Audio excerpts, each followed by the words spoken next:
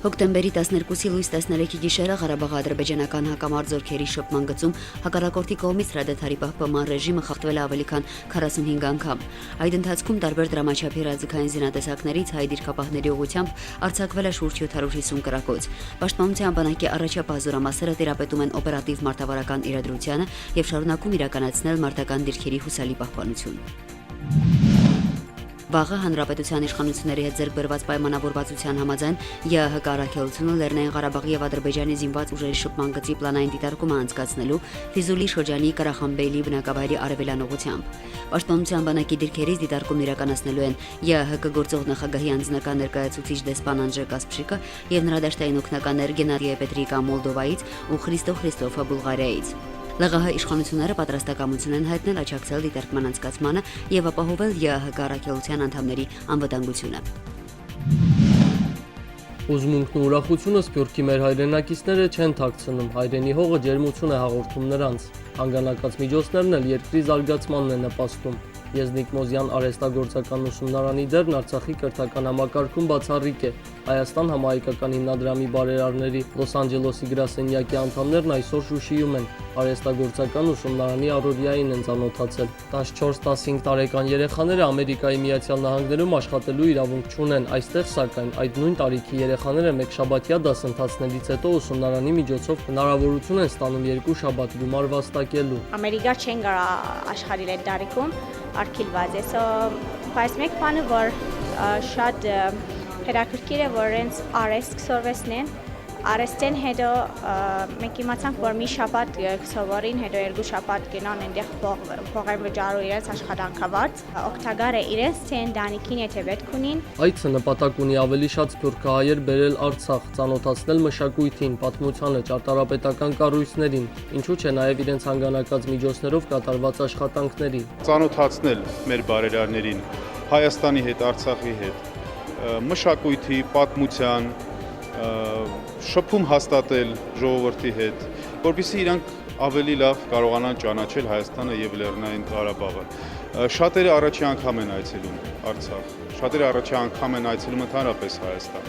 Նրանք տարիներով օգտակար են եղել այս բոլոր ծրագրերին, իրենց լուման են ներդրել, բայց ցավոք սրտի հնարավորությունը չեն ունեցել գալու եւ տեսնելու իրանց աչքերով։ Արցախում բարերարների մոտ նոր մտքեր են հղանում, նոր տարբերակներ են առաջարկում հայրենիքի զարգացման համար։ Հակոբ Այնթափյանը բժիշկ է, սրտաբան, հիմնադրամի կազմում վաղուց է, ամեն տարի էլ փորձում է իր լուման ներդնել ի նպաստ հայրենի հողի։ Գովելի է համարում արհեստագործական ուսումնարանի մտահղացումը։ Նպատակ ունի նմանատիպ աշխատավորական դպրոց հիմնել Արցախում։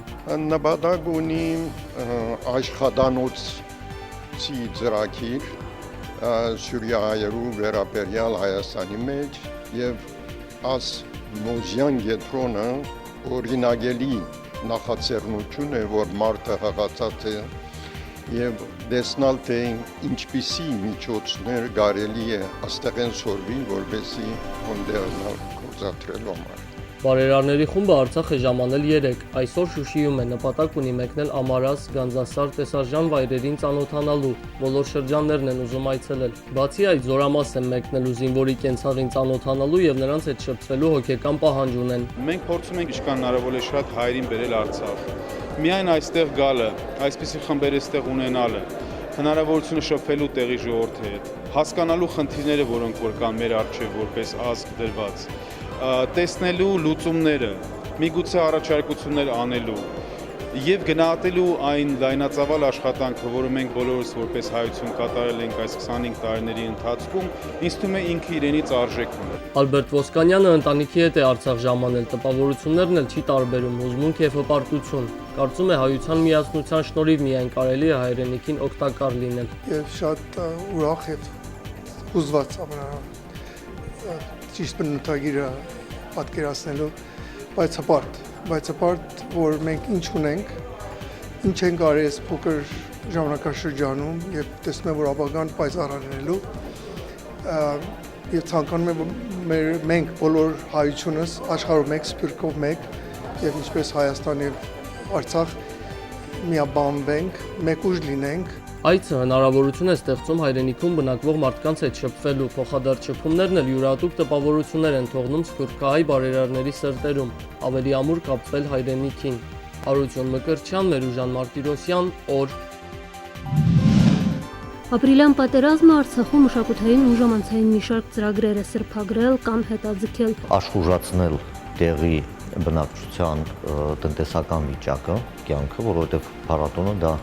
արևտրի մեծ հնարավորությունների ընձեռում է շրջակա համայնքների բնակիչների համար ու երկրորդ նպատակը դա լրացուցիչ զբոսաշրջիկների գրավումն է, ներգրավումն է դեպի Լեռնային Ղարաբաղ զբոսաշրջային ուղղության վրա։ Այս երկու նպատակներն են մենք արդեն 2 տարվա ընթացքում գինու փառատոնը կազմակերպելով իրականացնում ենք ու ապրիլյան քարորիա պատերազմը ոչ թե խանգարիչ է, այլ ընդհակառակը մենք պետք է հասկանանք, որ պատերազմից հետո պետք է երկիրը բոլոր ուժերը հավաքի, որպեսզի կյանքը բնականon հունի մեջ մտնի ու ժողովուրդը վերագտնի իրեն, չնայած այն կորուստների ահռելի, որ ունեցել ենք։ Գինու փառատոնը կայանալու է որպես արցախյան արտադրանքի գովազդման եւ զբոսաշրջային միջոցառում, որը 2 տարվա ընթացքում արդեն հավաքել է իր մասնակից արտադրողների եւ հանդիսատես համտեսողների բանակը։ Գինու փառատոնում ինչպես միշտ կլինի տեղական արտադրանքի վաճառք, այսինքն համայնքների ներկայացուցիչները կբերեն զանազան ապրանքներ վաճառելու համար սեփական արտադրության կունենանք մենք այնտեղ նաև արվեստի անկյուն, որտեղ արվեստագետները, արվեստի գործիչները ու հուշանվերներ արտադրողները կցուցադրեն ու կվաճառեն իրենց արտադրանքը։ Ունենք իհարկե երաժշտական մեծ ծրագիր, որը ամբողջ փառատոնի ընթացքում հնչելու է եւ զվարճացնելու է հասարակությանը։ Մենք ինչպես միշտ կապահովենք նաև հանրությանը փառատոնի մասնակիցներին ու այցելուներին հանրային սննդով։ ԼՂՀ էկոնոմիկայի փոխնախարար Սերգեյ Շահվերդյանը փառատոնի ծրագրի մանրամասները չի բացում, թվարկում է արդեն ծանոթ միջոցառումները եւ ասում, որ անակնկալներ կլինեն։ Այս տարի մենք նախատեսել ենք որպես առանձնահատկություն այս տարվա փառատոնի Արցախյան գինու պատմության ցուցահանդեսի կազմակերպում, արդեն հավաքագրված է ամբողջական նյութը եւ մեր հասարակությունը կարող է տեսնել, թե ինչպիսի էվոլյուցիա է ապրել գինեգործությունը Լեռնային Ղարաբաղի Հանրապետությունում դարերի ընթացքում մենք ունենք շատ լավ հետաքրքրական հավաքագրված նմուշներ, որոնց